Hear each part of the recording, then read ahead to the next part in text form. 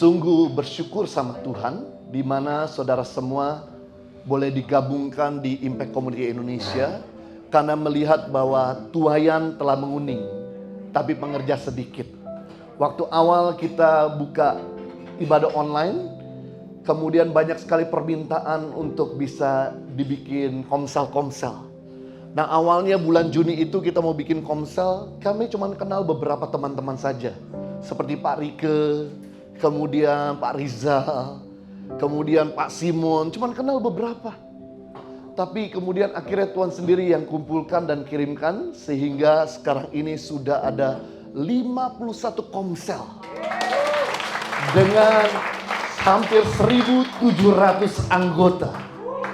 Segala kemuliaan bagi Tuhan. Nah, Bapak Ibu Saudara, saya juga bersyukur sama Tuhan bahwa di antara mentor-mentor ICI ini udah melewati gelombang pertama pandemik dan 2, tapi kita masih diselamatkan sama Tuhan. Memang kekurangan kita semua cuma satu, yaitu beberapa orang tambah besar termasuk saya.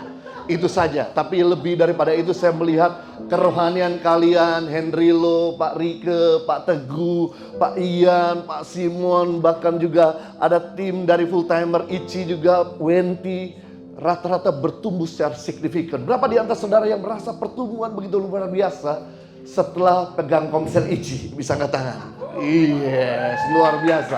Nah, Bapak, Ibu, dan teman-teman, mengingat bahwa tahun 2022 adalah tahun yang tidak jelas, ya, tahun yang tidak menentu, tahun yang tidak mudah, tapi Tuhan tetap setia menolong kita. Tuhan akan setia menyertai kita. Dia akan jadi Roh Kudus yang akan memberikan hikmat buat kita.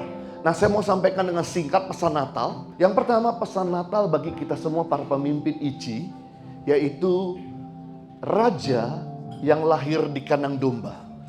Ini berbicara mengenai Natal, mengajarkan kesederhanaan. Katakan kesederhanaan. Nah, yang menarik di sini bahwa kesederhanaan itu merupakan nilainya Tuhan, sifat dan karakternya Tuhan. Kalau Bapak kita sederhana, harusnya kita juga bisa sederhana. Dan ternyata sederhana itu membuat kita bisa relevan, nyambung sama semua lapisan masyarakat. Baik itu papan atas maupun papan bawah. Baik itu anak kecil maupun orang dewasa. Jujur Bapak Ibu Saudara, saya ini bawaannya dari dulu enggak terlalu bisa nyambung sama anak kecil. Tapi saya belajar untuk saya bisa menyederhanakan diri saya supaya saya jangan kaku ketemu anak kecil. Dan puji Tuhan, waktu 2 tahun lalu saya bawa grup ke Israel dan Turki bersama dengan Pak Ian, Pak Henry Lo, dan kemudian Pak Rizal. Pak Ian bawa anak kecil. Bayangkan selama 14 hari di bus, di pesawat sama-sama kita. Dan kemudian saya sebagai tour leader, sebagai pendeta pembimbing harus bisa nyambung sama dia. Jadi kalau saya ketemu dia, mantap. Kamu luar biasa. Dari situ dulu saya coba buka percakapan. Kalau ketemu anak ini, saya coba menundukkan diri dan kemudian saya berlutut dan berkata, apa kabar? Dan hari ini saya jadi teman sama dia. Tadi kita udah 2 tahun gak ketemu, tapi masih ingat Bapak mantap. Luar biasa. Nah, kita lihat firman Tuhan. Lukas pasal 2 ayat 11 sampai 12. Hari ini telah lahir bagimu juru selamat, yaitu Kristus Tuhan di kota Daud. Dan inilah tandanya bagimu, kamu akan menjumpai seorang bayi dibungkus dengan lampin dan terbaring di dalam palungan. Bukan terbaring di dalam istana. Kita bisa melihat Yesus yang raja segala raja, dia datang ke dunia itu bukan di kota besar seperti Jakarta atau New York City, tapi dia datang di kota Bethlehem, kota yang kecil, yang tidak ada di peta. Agar semua orang lapisan masyarakat bisa berjumpa sama Yesus. Yang berikutnya, Yesus yang adalah raja segala raja, dia lahir di kandang domba. Yang harusnya seorang raja lahir di dalam istana, tapi ini dia rela di kandang domba. Membuktikan agar semua orang berpendidikan, tidak berpendidikan, bisa ketemu sama Yesus. Berikutnya Yesus, yang ada raja segala raja, dia rela dibaringkan di palungan, tempat makan hewan, bukan di spring bed. Agar setiap orang berdosa bisa dilayakkan sama dia. Nah bayangkan kalau kita punya Tuhan, raja segala raja, gak pilih-pilih kota, gak pilih-pilih tempat, gak pilih-pilih pelayanan, gak pilih-pilih orang. Harusnya setiap kita para leader, jangan sampai ada pilih-pilih masyarakat ataupun pandang bulu. Kita harus bisa menerima mereka apa adanya. Baik mereka miskin kaya, baik mereka orang sehat atau tidak sehat. Seperti Daud yang bisa merangkul sampah masyarakat dan kemudian jadi pemimpin hebat. Nah demikian kami di Tangan Pengharapan. Kami rangkul semua anak-anak yang tidak berarti, terbuang. Akhirnya sekarang mereka jadi anak-anak terpandang. Di HP saya terima semua masukan dari anggota ICI maupun orang hubungin kami. Seringkali mereka bayangkan, saya lagi tengah-tengah khotbah, lagi tengah-tengah lagi ibadah doa kesembuhan. WA, dia fotoin mulutnya, langit-langitnya berlubang. Lagi khotbah, lihat begitu. Pak tolong doakan. Saya langsung berkata, yes saya doakan, saya kirim ke bagian konselor. Setelah itu minggu depannya dia berkata, Pak terima kasih, saya sudah disembuhkan. Bolehkah minta nomor rekening? Saya kasih nomor rekening yayasan. Pak saya minta nomor rekening pribadi. Nah yayasan aja, pribadi. Yayasan pribadi. Kita bisa melihat seandainya saya ini sombong, gak mau disentuh, bagaimana Tuhan mau berkati saya?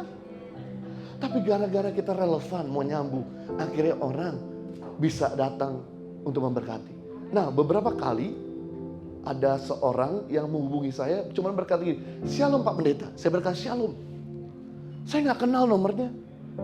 Shalom Pak Pendeta. Saya berkata Shalom. Apa yang saya bisa bantu? Selalu kata-kata itu yang saya sambungkan. Apa yang saya bisa bantu? Pak, saya minta didoakan buat anak saya. Baik. Bisa kirimkan SMS-nya, saya doakan lewat kata-kata. Saya kirim ke bagian konselor.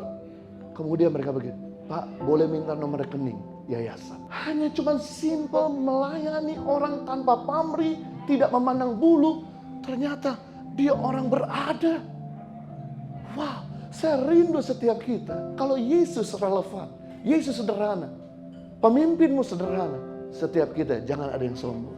Kita harus sederhana dan relevan sama siapa saja. Yang kedua, Natal itu bicara firman yang jadi manusia. Artinya apa? Natal mengajarkan kita untuk menghidupi firman. Menginkarnasikan firman. Jadi daging. Sehingga firman Tuhan itu terlihat, teraba, terasa. Firman Tuhan berkata begini, Yohanes 1 ayat 14. Kita baca bersama-sama. Firman itu telah menjadi manusia dan diam di antara kita. Kita telah melihat kemuliaannya, yaitu kemuliaan yang diberikan kepadanya sebagai anak tunggal Bapa, penuh kasih karunia dan kebenaran. Perhatikan, firman menjadi manusia, diam di dalam kita, maka kita lihat kemuliaan. Wow, berarti kalau kita nggak pernah menginkarnasikan firman, menghidupi, melakukan firman, maka orang nggak bisa lihat Tuhan di dalam diri kita. Nah, banyak sekali orang gak tahu Tuhan, belum pernah lihat Tuhan. Dan banyak sekali orang Kristen dan pemimpin Kristen yang jadi batu sandungan. Ini waktunya setiap pemimpin ICI untuk melakukan firman. Sehingga anggotamu bisa lihat Yesus. Anakmu bisa lihat Yesus. Minta maaf, baru belakangan ini saya diberi kabar. Ada seorang ibu yang rajin berdoa. Tiap hari berdoa, pegang rosario berdoa. Tapi ketemu anaknya dimaki-maki. Ketemu anaknya didiemin. Nah ini bukan nilainya Tuhan. nilai Tuhan itu kita tetap bisa lakukan firman sekalipun mungkin sulit untuk kita lakukan. Nah, yang luar biasa adalah begini. Orang mudah melupakan apa yang kita katakan. Tapi orang tidak akan pernah lupa apa yang kita lakukan. Orang mungkin mudah melupakan apa yang kita ajarkan. Tapi orang tidak pernah lupa apa yang kita hidupi. Jadi kalau mau mengajarkan kepada anak-anak kita, kepada anggota komsel kita, bukan dengan perkataan saja, melainkan dengan perbuatan. Maka mereka akan lihat Tuhan dan mereka dipulihkan atas kekecewaan dari pemimpin sebelumnya. Ketika kami melayani Nusa Tenggara Timur, suatu kali kami menemukan ada seorang ibu sudah terkapar di dalam rumah gubuknya. Kemudian begitu saya lihat, waktu kami lagi bagi-bagi beras, langsung kami minta tim kami untuk segera rujuk dia ke rumah sakit. Sampai di rumah sakit, dokter otopsi, ternyata dia kena TBC akut. Dokter berkata angkat tangan, paling cuma usianya beberapa bulan saja. Tapi saya bilang, Pak, dokter tolong segera obati dan tolong segera bantu. Bagaimana caranya supaya dia bisa lebih panjang hidupnya, karena anaknya masih kecil-kecil.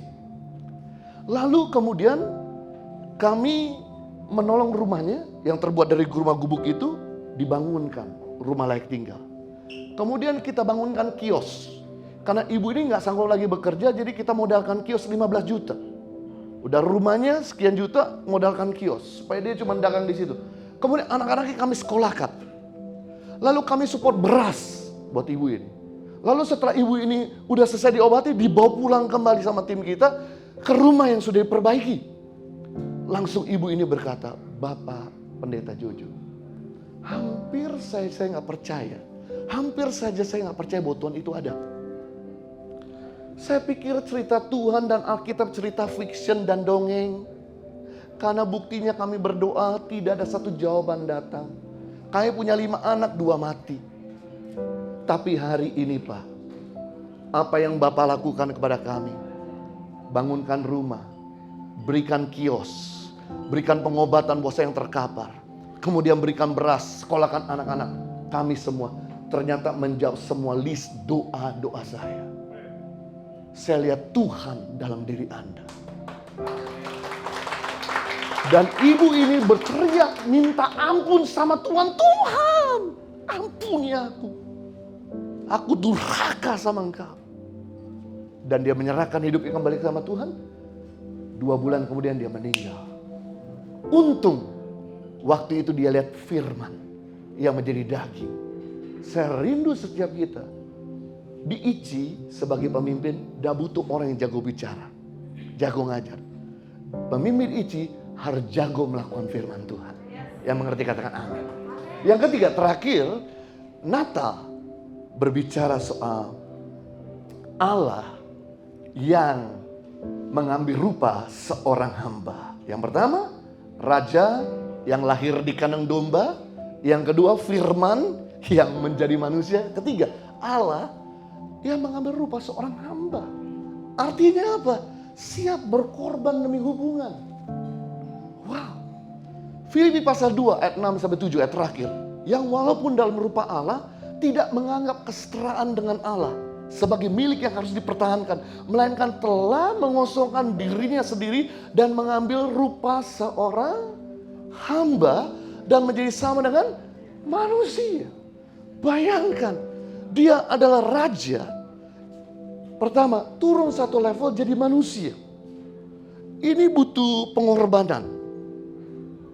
Dari Tuhan jadi manusia. Coba Anda turun satu level, dari manusia jadi hewan. Itu turun satu level. Nah ini sama seperti Tuhan. Tuhan yang tidak terbatas, kemudian mengambil rupa jadi seorang manusia. Yang memiliki keterbatasan, perlu tidur, perlu istirahat. Dan kemudian bukan sampai di situ. Dia turun lagi, jadi apa? Hamba. Supaya apa? Melayani kita. Berkorban buat kita. Bukti seorang hamba ditempeleng tidak marah. Disakiti nggak sakit hati. Dirugikan nggak marah-marah. Itu hamba. Pemimpin Ichi harus memiliki hati hamba. Diinjek-injek, diam aja.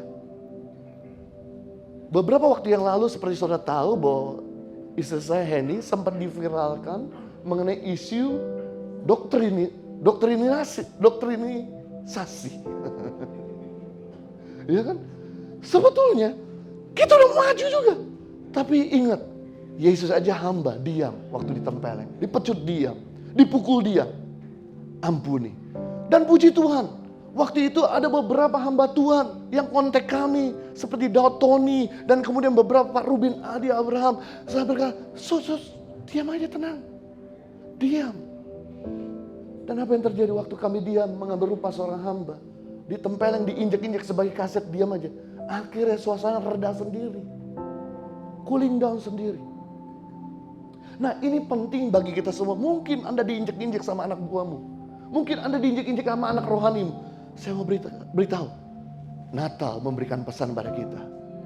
Untuk berkorban demi mereka. Berkati mereka.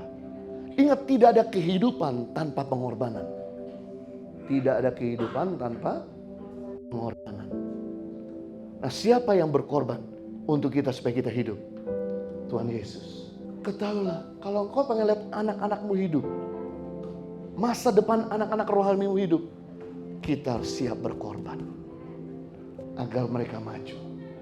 Saya sama istri, kami belajar untuk memberikan yang terbaik kepada staf, kepada anak-anak di tangan pengharapan, kepada saudara. Korban waktu, korban tenaga, korban perasaan, korban pikiran. No wonder kami bisa lihat kalian hidup. Seandainya saya nggak berkorban, hari ini pertemuan tidak ada.